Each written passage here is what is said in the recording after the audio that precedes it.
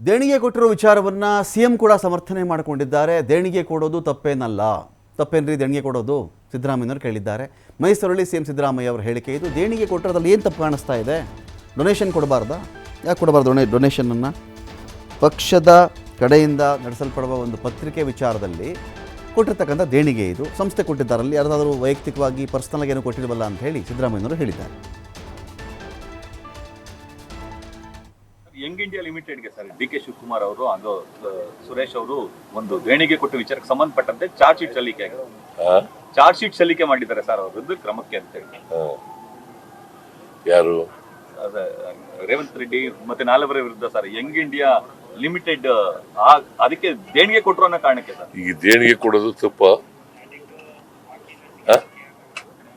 ದೇಣಿಗೆ ಕೊಡೋದು ತಪ್ಪೇನಲ್ಲ ಸರ್. ಯಂಗ್ ಇಂಡಿಯಾ ಲಿಮಿಟೆಡ್ಗೆ ಸರ್ ಡಿ.ಕೆ. ಶಿವಕುಮಾರ್ ಅವರು ಹಾಗೂ ಸುರೇಶ್ ಅವರು ಒಂದು ದೇಣಿಗೆ ಕೊಟ್ಟ ವಿಚಾರಕ್ಕೆ ಸಂಬಂಧಪಟ್ಟಂತೆ ಚಾರ್ಜ್ ಶೀಟ್ ಸಲ್ಲಿಕೆ ಮಾಡಿದ್ದಾರೆ ಸರ್ ಅವ್ರ ವಿರುದ್ಧ ಕ್ರಮಕ್ಕೆ ಅಂತ ಹೇಳಿ. ಯಾರು?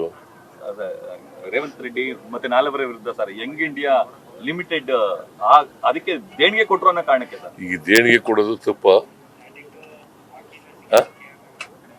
ದೇಣಿಗೆ ಕೊಡೋದು ತಪ್ಪೇನಲ್ಲ ಸರ್. ಯಂಗ್ ಇಂಡಿಯಾ ಲಿಮಿಟೆಡ್ಗೆ ಸರ್ ತಿಳಿಸ್ಕೊಳ್ಳಿಕ್ಕೆ ಶಿವಕುಮಾರ್ ಜೋಹಳಿ ಇದ್ದಾರೆ. ಶಿವಕುಮಾರ್ ಜೋಹಳಿ, ಎಲ್ಲಿಗೆ ಬಂದಿದೆ ಈ ಒಂದು ದೇಣಿಗೆ ವಿಚಾರದಲ್ಲಿ ಚಾರ್ಜ್ ಶೀಟಲ್ಲಿ ಅಂತ ಉಲ್ಲೇಖ ಆಗ್ತಾ ಇದೆ? ಇದ್ರ ಬಗ್ಗೆ ಏನೇನು ಚರ್ಚೆಗಳಾಗ್ತಾ ಇದೆ ಈಗ ಅಂತ? ರಮಕಾಂತ್, ನ್ಯಾಷನಲ್ ಹೆರಾಲ್ಡ್ ಪೇಪರ್ಗೆ ಸಂಬಂಧಪಟ್ಟಂತೆ ಈಗ ಚಾರ್ಜ್ ಶೀಟ್ ಅನ್ನ ಸಲ್ಲಿಕೆ ಮಾಡಲಾಗಿದೆ. ಅದರಲ್ಲಿ ರಾಜ್ಯದ ನಾಯಕರಾಗಿರುವಂತಹ ಡಿ.ಕೆ. ಶಿವಕುಮಾರ್ ಹಾಗೆ ಡಿ.ಕೆ. ಸುರೇಶ್ ಅವರು ಕೂಡ ಹಣವನ್ನ ದೇಣಿಗೆ ಕೊಟ್ಟಿದ್ರು ಅನ್ನುವಂಥದ್ದನ್ನ ಫೈಲ್ ಮಾಡಲಾಗಿದೆ. ಯಾಕಂದ್ರೆ ಈ ಪ್ರಕರಣ ಬಹಳಷ್ಟು ವರ್ಷಗಳ ಹಳೆಯದು. 1937ರಲ್ಲಿ ಎಜೆಯನ್ನ ಅಸೋಸಿಯೇಟೆಡ್ ಜನರಲ್ ಲಿಮಿಟೆಡ್ ಅನ್ನ ಜವಾಹರ್ ಲಾಲ್ ಅವರು ಸ್ಥಾಪಿಸಿದಂಥದ್ದು. ಇದರಲ್ಲಿ ಸುಮಾರು 5,000 ಆ ಸಂದರ್ಭದಲ್ಲಿ ಸ್ವಾತಂತ್ರ್ಯ ಹೋರಾಟಗಾರರು ಷೇರುಗಳನ್ನ ಹೊಂದಿದ್ರು. ಈ ಸಂಸ್ಥೆ ಟ್ರಸ್ಟ್ ಪ್ರಾರಂಭವಾಗಿದ್ದು ಸ್ವಾತಂತ್ರ್ಯ ಹೋರಾಟಕ್ಕೆ ಪೂರಕವಾಗಿ ಪತ್ರಿಕೆಗಳನ್ನ ಪ್ರಾರಂಭ ಮಾಡಿ ಅದರ ಮೂಲಕ ಜನರಲ್ಲಿ ಜಾಗೃತಿಯನ್ನ ಮೂಡಿಸಬೇಕು ಅನ್ನೋ ನಿಟ್ಟಿನಲ್ಲಿ ಪ್ರಾರಂಭವಾದಂತಹ ಟ್ರಸ್ಟ್. ಹಾಗಾಗಿ ಯಾವುದೇ ಲಾಭದ ಉದ್ದೇಶ ಇದರ ಹಿಂದೆ ಇರಲಿಲ್ಲ. ನ್ಯಾಷನಲ್ ಹೆರಾಲ್ಡ್ ಹಾಗೆ ಒಂದು ಉರ್ದು ಪತ್ರಿಕೆ ಮತ್ತೆ ಮತ್ತೊಂದು ಹಿಂದಿ ಪತ್ರಿಕೆ, 3 ಪತ್ರಿಕೆಗಳು ಇದರ ಅಡಿ ಪ್ರಸಾರ ಆಗ್ತಾ ಇದ್ವು.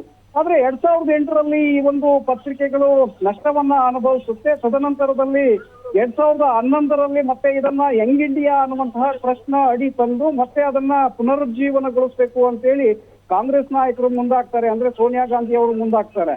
2012ರಲ್ಲಿ ಈ ಹೆರಾಲ್ಡ್ ಪ್ರಕರಣಕ್ಕೆ ಸಂಬಂಧಪಟ್ಟಂತೆ ಒಂದು ಖಾಸಗಿ ದೂರನ್ನ ಸುಬ್ರಹ್ಮಣ್ಯಂ ಸ್ವಾಮಿ ಅವರು ಸಲ್ಲಿಕೆ ಮಾಡ್ತಾರೆ, ಪಾಟಿಯಾಲ ಕೋರ್ಟ್ಗೆ ಸಲ್ಲಿಕೆ ಮಾಡ್ತಾರೆ. ಯಾಕೆಂದ್ರೆ ಈ ಒಂದು ಟ್ರಸ್ಟ್ ನ ಅಡಿ ಇರುವಂತಹ ಸ್ವತ್ತನ್ನ, ಆಸ್ತಿಯನ್ನ ಸೋನಿಯಾ ಗಾಂಧಿ ಮತ್ತೆ ರಾಹುಲ್ ಗಾಂಧಿ ಅವರು ಸ್ವಂತಕ್ಕೆ ಪಡೆದುಕೊಳ್ಳುವಂತಹ ಒಂದು ಪ್ರಯತ್ನವನ್ನ ಮಾಡ್ತಾ ಇದ್ದಾರೆ. ಸುಮಾರು 2,000 ಕೋಟಿ ರೂಪಾಯಿಗಳ ಒಂದು ಆಸ್ತಿಯನ್ನ ಕೇವಲ 50 ಲಕ್ಷ ರೂಪಾಯಿಗಳಿಗೆ ಅವರು ಖರೀದಿಯನ್ನ ಮಾಡಿದ್ದಾರೆ ಅನ್ನುವಂತಹ ಆರೋಪವನ್ನ ಸುಬ್ರಹ್ಮಣ್ಯಂ ಸ್ವಾಮಿ ಅವರು ಮಾಡಿರ್ತಾರೆ. ಆ ಪ್ರಕರಣ ಪಾಟಿಯಾಲ ಕೋರ್ಟ್ ನಲ್ಲಿ ದೂರು ಯಾವಾಗ ದಾಖಲಾಗತ್ತೆ ಅದನ್ನ ವಿಚಾರಣೆಗೆ ಕೈಗೆತ್ತಿಕೊಳ್ಳಲಾಗತ್ತೆ. ನಂತರ 2021ರವರೆಗೆ ಇದು ಯಾವುದೇ ತನಿಖೆ ಆಗ್ಲಿ ಅಥವಾ ಯಾವುದು ಕೂಡ ನಡೆಯೋದಿಲ್ಲ. 21ರಲ್ಲಿ ಇಡಿ ಅವರು ಇದನ್ನ ತನಿಖೆ ಪ್ರಾರಂಭ ಮಾಡ್ತಾರೆ. ತದನಂತರ ಇದರಲ್ಲಿ ಸುಮಾರು 38 ಸೋನಿಯಾ ಗಾಂಧಿ ಅವರು ಷೇರುಗಳನ್ನು ಹೊಂದಿದ್ರೆ 38 ಷೇರುಗಳು ರಾಹುಲ್ ಗಾಂಧಿ ಅವರು ಹೊಂದಿದ್ದಾರೆ ಅನ್ನುವಂಥದ್ದನ್ನು ಇಡಿ ಅವರು ಅಲ್ಲಿ ಪತ್ತೆ ಹಚ್ಚುತ್ತಾರೆ. ತದನಂತರ ಈ ಒಂದು ಇಷ್ಟು ದೊಡ್ಡ ಮಟ್ಟದ ಪ್ರಾಪರ್ಟಿ ಪೂನಾ, ಮುಂಬೈ, ದೆಹಲಿ ಸೇರಿದಂತೆ ಹಲವು ಕಡೆಗಳಲ್ಲಿ ಏನು ಅಸೋಸಿಯೇಟೆಡ್ ಜರ್ನಲ್ ಒಂದು ಆಸ್ತಿಗಳಿದ್ವು ಅದನ್ನು ಯಂಗ್ ಇಂಡಿಯಾ ಮೂಲಕ ಸೋನಿಯಾ ಗಾಂಧಿ, ರಾಹುಲ್ ಗಾಂಧಿ ಅವರು ತಮ್ಮ ಸ್ವಂತಕ್ಕೆ ಬಳಸ್ಕೊಳ್ಳೋದಕ್ಕೆ ಹೊರಟಿದ್ದಾರೆ. ಕಾಂಗ್ರೆಸ್ ನಾಯಕರಿಂದಲೂ ಕೂಡ ದೇಣಿಗೆಯನ್ನು ಪಡೆದಿದ್ದಾರೆ ಅನ್ನುವಂತಹ ಆರೋಪಗಳನ್ನು ಇಡಿ ಅವರು ಪತ್ತೆಯನ್ನು ಮಾಡಿದರು. ಅದರಲ್ಲಿ ರಾಜ್ಯದಿಂದಲೂ ಕೂಡ ದೇಣಿಗೆ ಹೋಗಿದೆ ಅನ್ನುವಂಥದ್ದನ್ನು ಈಗ ಚಾರ್ಜ್ ಶೀಟ್ನಲ್ಲಿ ಫೈಲ್ ಮಾಡಲಾಗಿದೆ. ಈಗಾಗಲೇ ಡಿ.ಕೆ. ಶಿವಕುಮಾರ್ ಅವರು ಕೂಡ ಬಿಜಾಪುರದಲ್ಲಿ ಇದಕ್ಕೆ ಪ್ರತಿಕ್ರಿಯೆಯನ್ನು ಕೊಟ್ಟಿದ್ದಾರೆ. ಸತೀಶ್ ಜಾರಕಿಹೊಳಿ ಅವರ ನಿವಾಸಕ್ಕೆ ಮಾಜಿ ಸಂಸದ ಡಿ.ಕೆ. ಸುರೇಶ್ ಅವರು ಭೇಟಿಯನ್ನು ಕೊಟ್ಟಿದ್ದರು. ಅವರು ಕೂಡ ಇದರ ಬಗ್ಗೆ ಪ್ರತಿಕ್ರಿಯೆಯನ್ನು ಕೊಟ್ಟಿದ್ದಾರೆ. ನಾವು ಹಣ ಕೊಟ್ಟಿರುವಂಥದ್ದು ನಿಜ, ಪಕ್ಷದ ಅಡಿಯಲ್ಲಿ ನಡೀತಾ ಇರುವಂತಹ ಪೇಪರನ್ನು ಮತ್ತೆ ಪುನರುಜ್ಜೀವನಗೊಳಿಸಬೇಕು ಅನ್ನುವಂತಹ ನಿಟ್ಟಿನಲ್ಲಿ ನಾವು ಟ್ರಸ್ಟ್ಗೆ ಹಣವನ್ನು ಕೊಟ್ಟಿದ್ದೇವೆ. ನಾನು ಸುಮಾರು 25 ಲಕ್ಷ ಹಣವನ್ನು ನಾನು ಈ ಒಂದು ಟ್ರಸ್ಟ್ಗೆ ಕೊಟ್ಟಿದ್ದೆ. ಹಾಗೆ ನಮ್ಮ ಟ್ರಸ್ಟ್ನ ವತಿಯಿಂದ ಸುಮಾರು 2-2.5 ಕೋಟಿ ರೂಪಾಯಿಗಳನ್ನು ನಾವು ದೇಣಿಗೆಯಾಗಿ ಇದಕ್ಕೆ ಕೊಟ್ಟಿದ್ದೇವೆ. ಇದರಲ್ಲಿ ತಪ್ಪೇನಿದೆ? ಎಲ್ಲವೂ ಕೂಡ ಕಾನೂನಿನ ಪ್ರಕಾರವೇ ನಾವು ಕೊಟ್ಟಿದ್ದೇವೆ. ಹಾಗಾಗಿ ಇದನ್ನು ರಾಜಕೀಯ ಪೂರಿತವಾಗಿ ಈ ಪ್ರಕರಣವನ್ನಾಗೊಳಿಸುವಂಥ ಒಂದು ಪ್ರಯತ್ನವನ್ನು ಮಾಡ್ತಾ ಇದ್ದಾರೆ. ಕಾಂಗ್ರೆಸ್ ನಾಯಕರ ತೇಜೋವಧೆಗೆ ಈ ಒಂದು ಪ್ರಯತ್ನವನ್ನು ಮಾಡ್ತಾ ಇದ್ದಾರೆ ಅಂತೇಳಿ ಡಿ ಕೆ ಶಿವಕುಮಾರ್ ಅವರು ಕೂಡ ಹೇಳಿದ್ದಾರೆ. ಹಾಗೆ ಡಿ ಕೆ ಸುರೇಶ್ ಅವರು ಕೂಡ ಅದನ್ನು ಒಪ್ಕೊಂಡಿದ್ದಾರೆ. ನಾವು ಕೊಟ್ಟಿರುವಂಥದ್ದು ಹೌದು, 2 ರಿಂದ 2.5 ಕೋಟಿ ರೂಪಾಯಿಗಳನ್ನು ನಾವು ಕೊಟ್ಟಿದ್ದೇವೆ, ಇದು ಎಲ್ಲವೂ ಕೂಡ ಲೆಕ್ಕದಲ್ಲಿದೆ.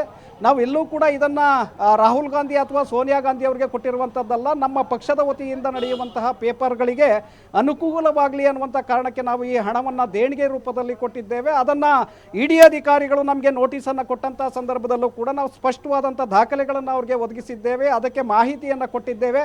ಆದರೂ ಕೂಡ ಮತ್ತೆ ಇದನ್ನು ಚಾರ್ಜ್ ಶೀಟ್ನಲ್ಲಿ ಈಗ ಸಲ್ಲಿಕೆ ಮಾಡಿದ್ದಾರೆ. ಇದರ ಹಿಂದೆ ರಾಜಕಾರಣ ಇದೆ ಅಂತೇಳಿ ಡಿ ಕೆ ಸುರೇಶ್ ಅವರು ಕೂಡ ಹೇಳಿದ್ದಾರೆ. ಹಾಗೆ ಇದರ ಬಗ್ಗೆ ನಾವು ಕಾನೂನು ಹೋರಾಟವನ್ನು ಮಾಡ್ತೇವೆ.